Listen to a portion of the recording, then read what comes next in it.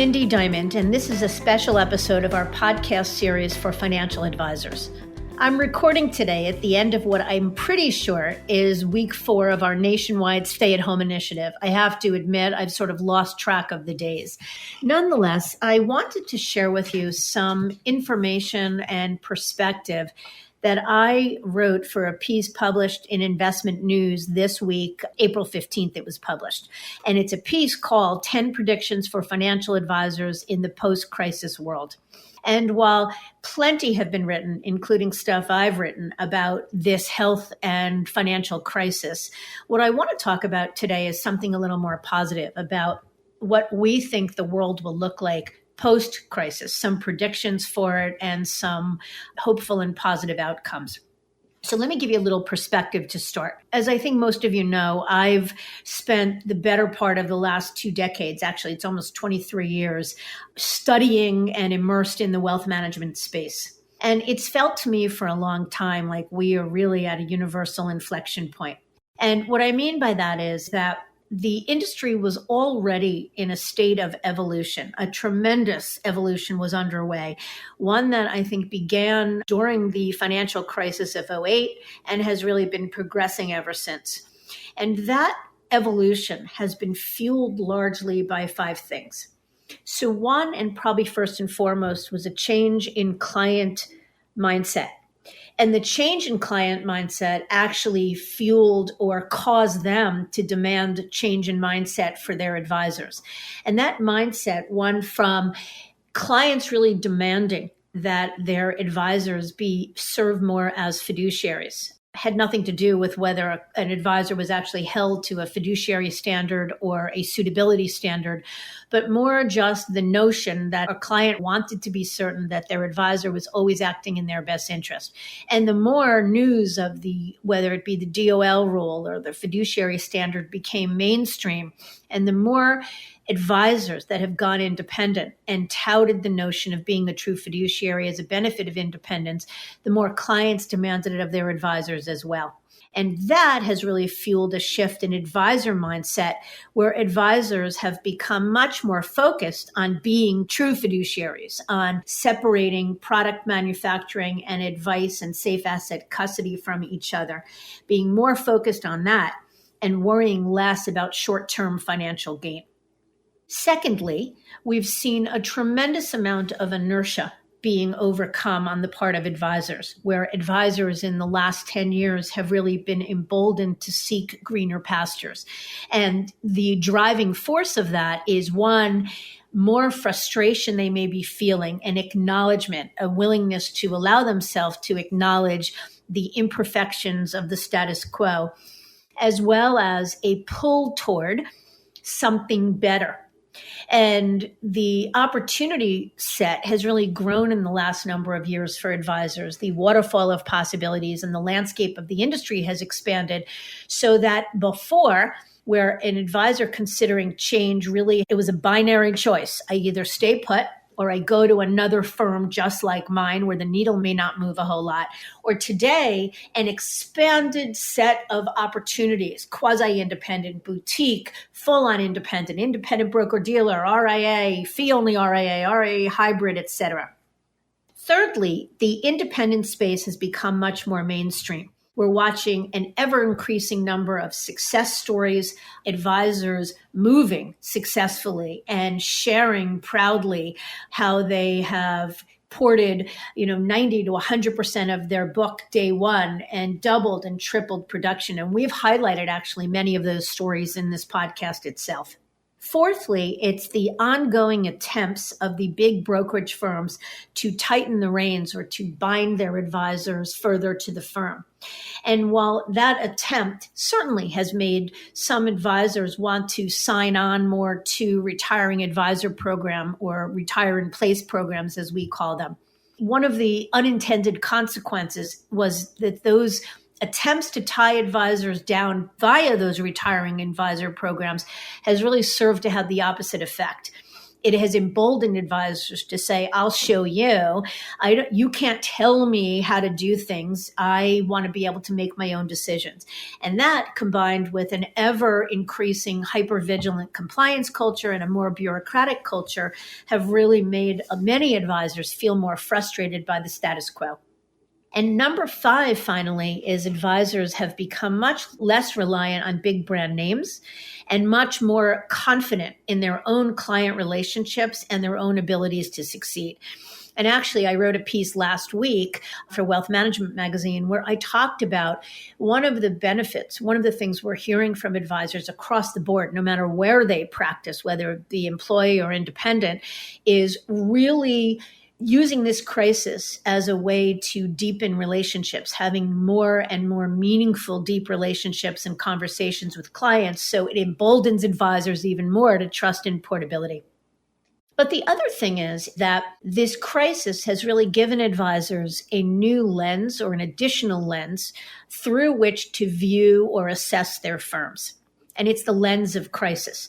So advisors are really asking themselves questions that they may not have asked before, or asking more deeply now. Has my firm been a good partner? Have they allowed me to communicate freely, creatively, and openly with my clients?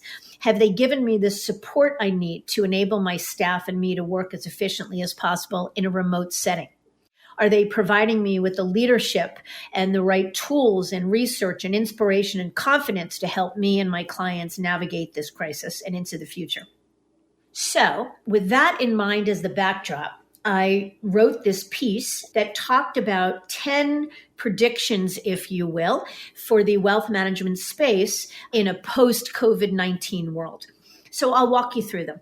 Number 1 is similar to Newton's law of motion, a body in motion will stay in motion. I think this applies to advisors. For advisors that were already in exploration mode, we have found that not a one of them truly has suspended interest or desire in moving. So if they were far enough along in the process and sort of the closer they were to being convinced that it was time to move, the more likely they are to do so. The only thing that's been fluid is the when they move. Many of the move dates have changed as a result of advisors wanting to make sure they're making the move at the right time, which makes sense. With that said, there are plenty of advisors that might have been toying with the idea of exploring or making a move prior to this crisis who will absolutely use this as an opportunity to say, my firm was a good partner, it's more than good enough, and I'm going to stay right where I am.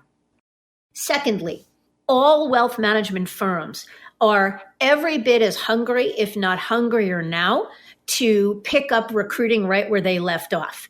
There is no reason to believe that deals will change. There is no reason to believe that the appetite to recruit quality advisors will be any less or any different than it was beforehand. In fact, in a lot of ways, it will be more so. Deals, transition deals, will serve as a driver of movement. So while, as I mentioned, the change in advisor mindset has really made it so that deals, transition packages are not necessarily the primary focus and shouldn't be the primary driver for a move, still there will be plenty of advisors whose books will have taken a hit, or certainly whose bank accounts may have taken a hit, who may look for a wealth replacement strategy to monetize their losses. And it's that and the fact that as time goes by, their trailing 12s, which a deal is based on, their trailing 12 months revenue, upon which a deal is based, will take a hit. And so the notion that many advisors may want to move sooner rather than later will also be true. One thing we definitely expect is a wave of accelerated or earlier than expected retirements. As I mentioned, the big firms have been looking for ways for years to tie advisors up more, especially the most productive and senior most advisors. And one of the best tools for doing so is the retire in place programs. And we believe that, just in talking to a lot of senior folks, that this crisis may well be the last one they want to encounter in their careers. And this may create sort of a new wave of folks that say, this is it. It's just the path of least resistance is to stay put, to retire from my firm, to do it sooner than I may have thought. And I'm out of here when this is over, or as soon as possible. Number 5 is we expect an increase in teaming. meaning a lot of solo advisors may have found this crisis a difficult way to go it alone, to not have the support, the emotional and team support of partners. And so we expect that to increase as well.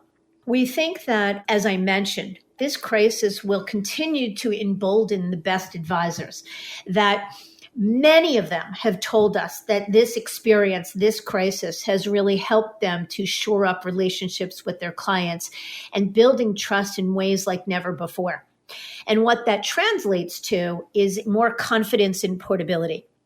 I mention that because one of the questions on any advisor's mind, any advisors who's considering making a move that's on their mind, is the notion of client portability. What happens if certain clients don't follow me?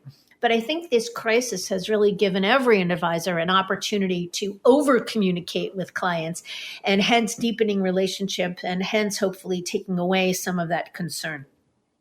Number 7 is, while I mentioned that we do believe that deals, the transition packages offered, recruiting deals offered by major firms or traditional firms to incent movement will drive movement, we equally believe that on the other end of the spectrum, there will be an acceleration toward independence. Because one of the things that absolutely gets highlighted in a crisis like this is the need or desire to communicate efficiently, effectively, creatively, and often. And there is no better way to be able to deploy multiple modes of communication, whether that be video, webinar, podcast, social media, emails, and then some as an independent, things that a wirehouse advisor may not be able to do. We've had wirehouse advisors tell us they've only been able to write 2 messages, 2 emails to their clients because it took literally time, weeks, for their compliance department to approve. And the speed to market from idea generation to execution on the part of an independent advisor is markedly different. Number 8, we believe that more advisors will opt to work remotely. The one thing many of us will say, me included, is I have been no less productive sitting here working every day throughout the last month at my kitchen table than I am in my office. In fact, in some ways, I'm probably more productive because I'm probably less interrupted. And many more advisors, we believe, will opt to do so. Number 9 is we think that creativity and ingenuity will continue to thrive, that advisors through this crisis have really been forced to act and think creatively, to on a dime figure out how to get their teams supported and how to support their clients. I mean, the bottom line is there's been no playbook for this crisis, and everyone from the medical community to financial advisors are trying to figure it out as they go along. And we believe that advisors will be inspired by the new ways that they've chosen or found to leverage technology and use their own voices to communicate long beyond the crisis. And finally, we think that advisors will look for more ways to add greater value. And I love this one because I've always operated under the belief or from the paradigm that for me, I work not because I'm looking to make money, but because I'm looking to add value. And I make money as an ancillary benefit of adding value. And I think advisors are learning through this that the conversations they have with clients now are not about how much money can I generate as a result of serving this client, but much more about where and how can I add value? How can I make myself of value to them? I think that the crisis has really brought that to light. And I've been incredibly inspired throughout it in talking with advisors, the stories they're sharing with me about how they're adding value for their clients, whether it be helping them navigate the government stimulus programs, to just being there to comfort their fears and frustrations, or even participating in lighter conversations around how's your family and what are some good Netflix suggestions. So we expect that shift in advisors really focusing more on value add to continue over time.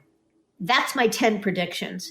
It is my strong belief in general that it is the most challenging of times when we all really step up to the plate and have the greatest opportunity to grow. I believe beyond anything that we will emerge from this crisis, and this too shall pass. We will emerge better for it. We will have learned new ways to do things. We will have become hopefully more thoughtful, more mindful, and more present. And most importantly, may we all emerge healthy and safe.